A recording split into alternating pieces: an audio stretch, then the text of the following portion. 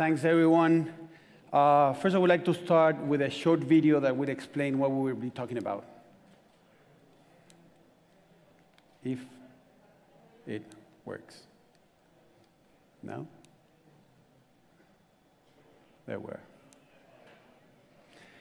Unfortunately, we don't have audio, but you will see images of expressions of climate during the last weeks, no more than months. And these are not only, I would say, not the usual type of images that we will be seeing when talking about the climate crisis or climate change in the past. Mostly because of, first, location. We're talking about a crisis that is affecting regions that normally weren't the ones mostly affected. Second, intensity. It's becoming more and more intense on time. And second, frequency. The images are also expressing the level of inequality that is on one side part of the problem in terms of those that are the most affected are definitely the ones that are less responsible for creating the crisis, but also the regions that are increasingly being hit by the climate crisis are exactly those in where we have the most vulnerable populations of the world. So the images from the BBC from last week expresses that we're not talking about an environmental crisis alone. We're talking about a social crisis and definitely an economic crisis. And now I'm talking to you as a business person, not only as an environmentalist. So the first thing that we should be understanding, those images are the images of a world that has increased the temperature 1.1 degrees so far.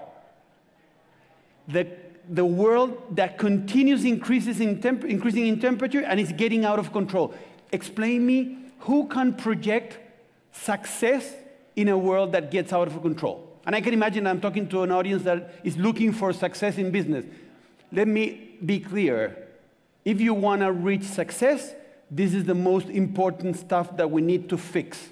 There's no way we will going to have success in the world where it gets out of control, where the climate is not the stable one that will allow us to do anything that you're dreaming. Everything is now in stake in terms of the climate crisis.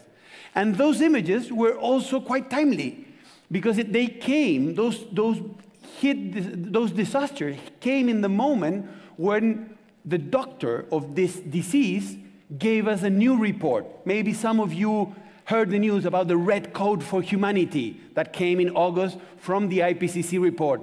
But that report that was so shocking is not that different from the one that the same scientists gave us 3 years ago. October 2018, they showed us there is a potential trajectory if we reach a temperature increase of no more than 1.5 degrees Celsius. That is the potential cure we have. If we want to take what the doctors are telling us to do, then that means that the treatment is reaching net zero emissions globally no longer than 2050 and half our emissions globally in this particular decade. So let me go back now to another element. Normally, we think about this problem being a global element that needs to be solved globally by the nations, by the states. The states now urgently need the collaboration of the private sector and the subnational governments because they understand that a problem that is as complex as this one, they simply cannot solve it alone. So back in 2015, while signing the Paris Agreement at COP21, that is probably the most brilliant and fantastic document that we should all be protecting. They also recognize, as it said there, that member states cannot implement an agreement like the Paris Agreement without the support of those so-called non-state actors, mean mostly the private sector and the subnational governments. So what they did is that they started naming these two high-level climate action champions as the support, the pillars of this bridge that will connect us to what they designed at the UN process. These are the two actual high-level champions, my dear friend Nigel Topping from the UK and me coming from Chile. What we have done is that we have understood that the main pillars of the Paris Agreement are mostly three. Mitigate the climate crisis, adapt and increase the resilience, and mobilize the finance that we require for implementing the Paris Agreement. So in that sense, what we did as entrepreneurs, as people coming from the private sector, we started three major campaigns: Race to Zero, Race to Resilience, and GFANZ, in order to take all of the collaboration from the non-state actors to go smoothly and in the right way to influence positively the process that is happening at the national levels, at the global level.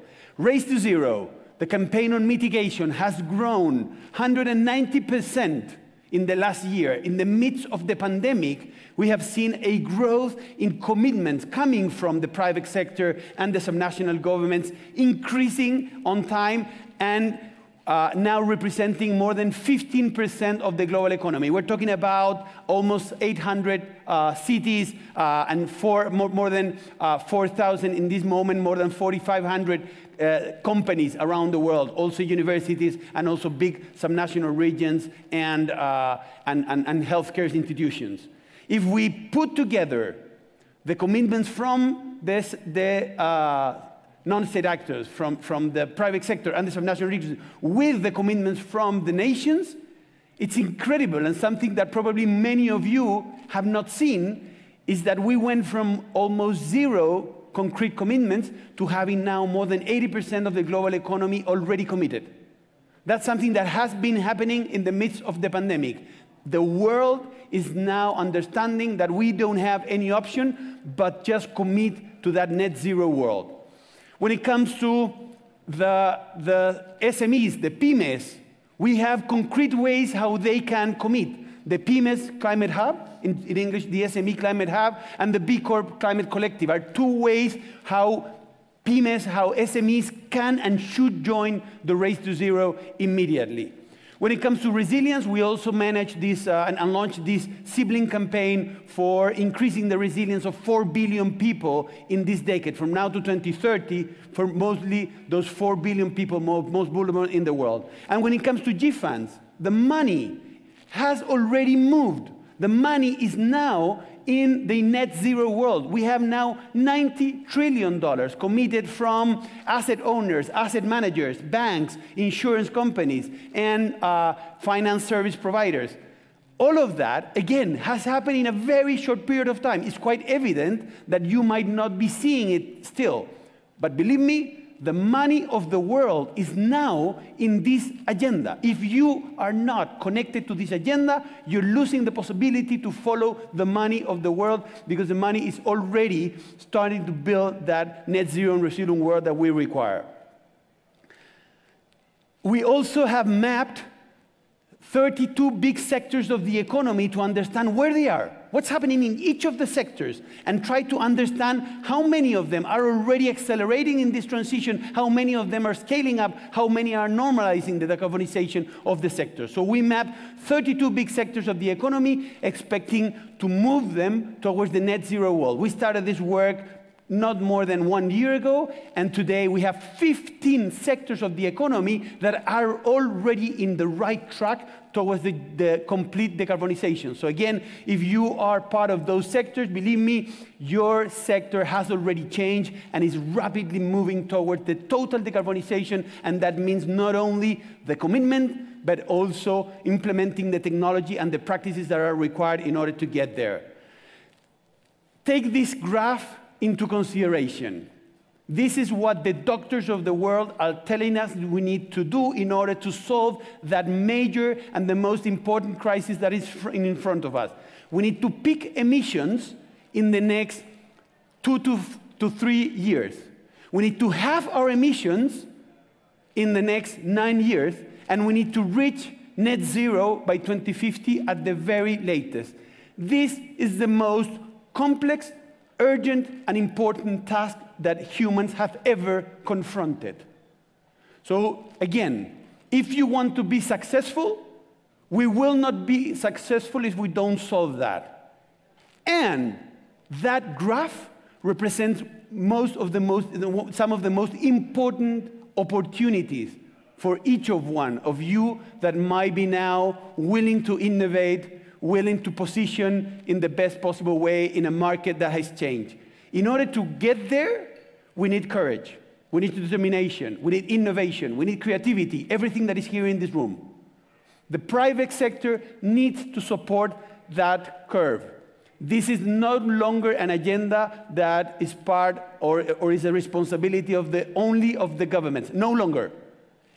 Next time you read news about the climate crisis, remember that. We have been invited to be part of this agenda for the last 6 years, and we have been part of this agenda very actively, at least in the last 12 months, but mostly next month in Glasgow, as Mark Carney, the former governor of the Bank of England, properly says there, we will see who remains as part of the problem and who from the private sector, from the financial institutions, from the subnational governments are willing to be part of the solution. I do expect that all of you join all of us on fixing this problem now. Join Race to Zero today. If you are not part of Race to Zero, you are already late, but you have an opportunity to join and be part of this race, which starting line will be in the next month in Glasgow at COP26. Look forward to meet you all there. We cannot wait longer for having all businesses from the world as part of Race to Zero. Thanks so much.